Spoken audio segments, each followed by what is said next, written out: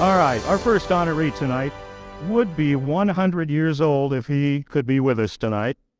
Henry Albert Hank Bauer was born in East St. Louis in July of 1922. He played baseball and basketball at East St. Louis Central Catholic High School and had an outstanding career as both a player and manager in Major League Baseball, as most of you know. During his playing days, Hank spent 11 seasons with the Yankees, 2 with the Kansas City Athletics, compiling a batting average of .277 with 164 home runs and 703 runs batted in. He was a 3-time American League All-Star. In 1959, he was traded from the Yankees to the Athletics for eventual home run king Roger Maris, who eventually finished up with the Cardinals, of course. Mr. Bauer managed 3 teams in his career: the Kansas City Athletics in 61 and 62, the Orioles from 64 to 68, which included managing the Orioles to the team's first ever World Series championship and a 4-game sweep of the Dodgers in 1966, and finally 1 season with the Oakland Athletics in 69. Not to be overlooked, Sergeant Hank Bauer was also a war hero, enlisting in the Marines 1 month after the Japanese attack on Pearl Harbor. He earned 11 campaign ribbons, 2 Bronze Stars, and 2 Purple Hearts, while leading a platoon in the Pacific Theater of World War II. While he can't be here with us tonight, we can hear his voice and recall his personality in this portion of an interview from 1960, shortly after he was traded from the Yankees to the A's. Hank Bauer, you spent your baseball lifetime at the Yankees, and now it's out to Kansas City. How does it feel? Well, I hated like the devil to leave New York Yankees. I've been with them 11 years, and it was like home, but after all these years, I am returning to my real home. I've been gone 19 summers. As everybody knows, Kansas City is my hometown. Hank, you had a rough winter, a fire, I believe. What happened out there at home? I wished I knew, Cliff, but I was quit running this day, and I drove up to the house about 6:30 in the evening, and all of a sudden I see my house on fire. Luckily, the wife and the 4 children got out all right. So there's a little bit of his personality. He was a jovial kind of guy, and we're glad everybody was safe in that house fire. Mr. Bauer passed away in 2007 at age 84. Your applause, please, tonight for our first inductee into the St. Louis Sports Hall of Fame, the late, great Hank Bauer. Representing the Bauer family tonight is Hank's great nephew, Joe. He will be interviewed by our Hall of Fame chairman and executive director, Tim Moore. Okay, many of you don't know this, but Joe and I first met when one of my jobs at Althoff Catholic High School was coaching sophomore football. It's good to see you again, and thanks for representing the Bauer family tonight.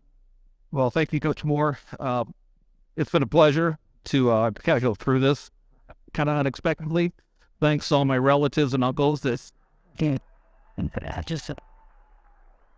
I'm thanking you for not showing up here tonight, guys. It's a pleasure, though, on behalf of my family and obviously our great uncle. Okay, so we know baseball's in the Bauer blood, and not all of you may know that Joe himself was an outstanding baseball player and is now the head baseball coach at O'Fallon High School. How do you like coaching compared to playing? Well, it's different. I had some quality mentors through the years. By the way, Coach Harrington, props, congratulations, wherever you're at. Coach Miles, wherever you're at, congratulations. And wherever Jill's at, congratulations, and thanks for getting here tonight. Our family's ultra competitive and everything. So I think that's kind of one of the traits that got passed down through the years from Hank, his brother Herman, who arguably was just as good but passed away in the war.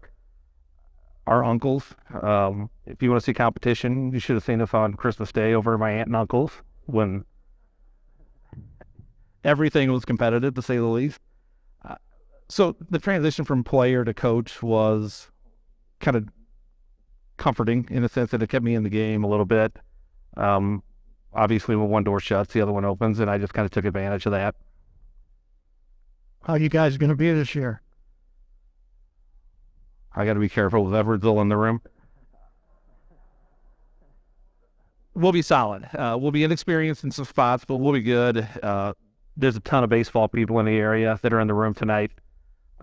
The area is very, very competitive year in, year out, from small school all the way up to 4A. So we'll line up, we'll play, and our kids will be prepared, and we'll see where things go. Good. Let's talk about great Uncle Hank. Sure. Hank Bauer obviously was a great baseball player, and I know he lived in Kansas City after retiring. Did you ever have a chance to meet him? I had the pleasure going back way. By the way, thanks for bringing up high school, because that's a long time ago, Fetch. 3 or 4 times back, junior high, high school age, when he'd come into town. Wedding, funeral, anniversary type stuff. You heard the clip, and that's kind of who he was in terms of what I remember. Kind of a laid back, humble guy. You definitely want to stay on his good side. You were a tough guy. He's a tough guy in that regard, but if you got underneath that appearance, he was really just a genuine guy. Well, as Tom said, he won 2 Bronze Stars, 2 Purple Hearts. He was a genuine war hero, and the entire Bauer family must be very proud of him. Absolutely. We actually saw, probably my sophomore year at Althoff, there's a research paper I did on him, and the interview over the phone, it was more about his earning the medals for his war combat rather than the World Championships and his All-Star appearances. Not to diminish the sports side of stuff, but he was really, really proud of those. As Tom mentioned, he was severely injured in the war 2 times.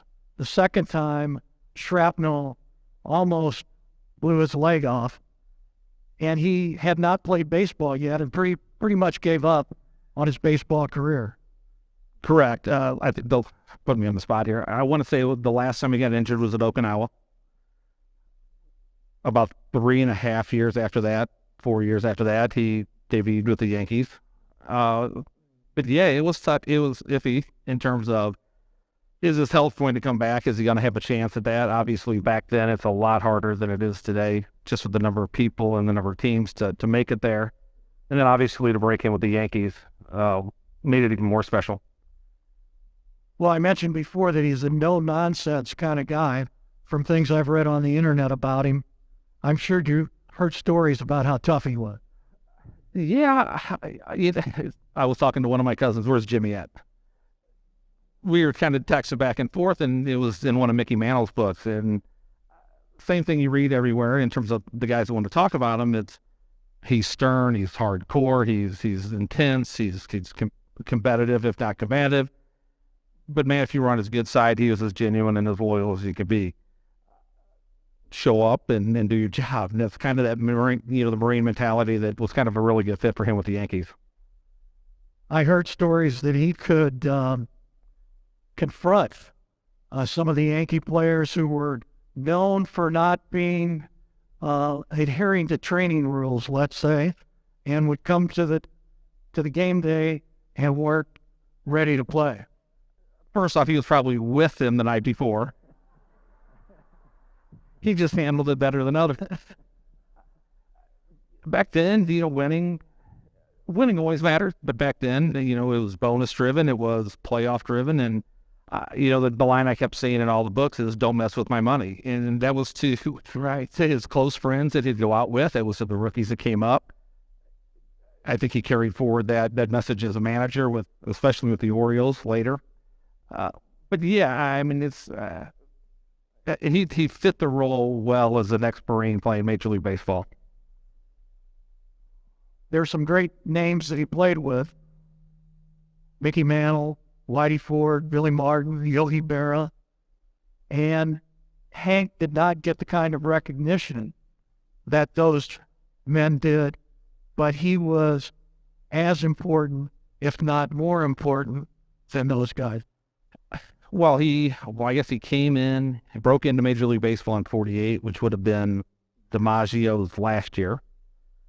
Stayed with the Yankees for 11 years, so he saw the transition of, 9 World Series in 11 years. They won 7 of them, and he was one of the constants.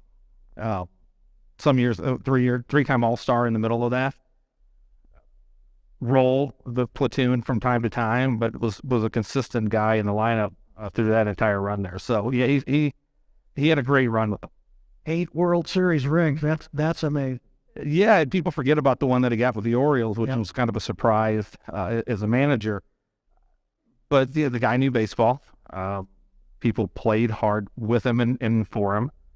And like I said, they showed off with the 8 ring.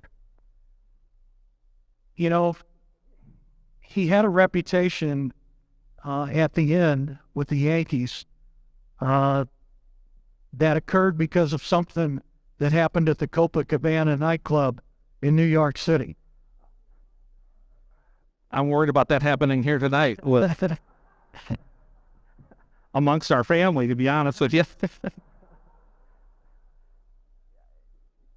Yeah, 1957. He probably put my memory test here. Mickey Mantle, Billy Martin. It might have been Yogi Berra next. I can't remember if Yogi Berra was there or not. And their wives. And their wives celebrating Martin's birthday. Bounced around, and the Copacabana was the last stop. And in true family fashion, a scuffle broke out, and we'll just leave it at that. The Yankees ended up on the better side of it. Hank got arrested, found innocent. But yeah, I mean, I have to mention that once again, my family here.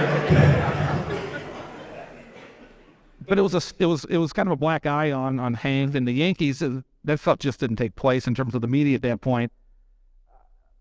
I think you and I kind of talked. I think the story finally broke a couple of years ago, where the bouncer actually admitted that he was the one that did it, and the Copacabana was kind of tied to organized crime. He didn't want to kind of get in more hot water in terms of being there, not being there.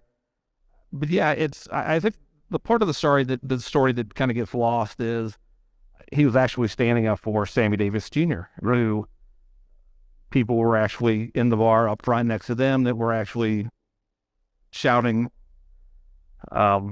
inappropriate things racially towards Sammy Davis Jr., and that's what kind of started it, which I think kind of gets lost in my great uncle's past in terms of what he's done and kind of where he stood on some of those topics. Really, a decade in American history, which was kind of contentious when it comes to race relations.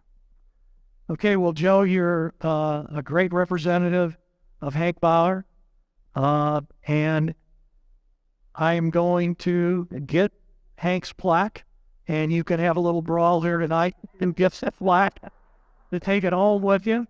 I promise we'll stop and keep it till after everybody gets inducted.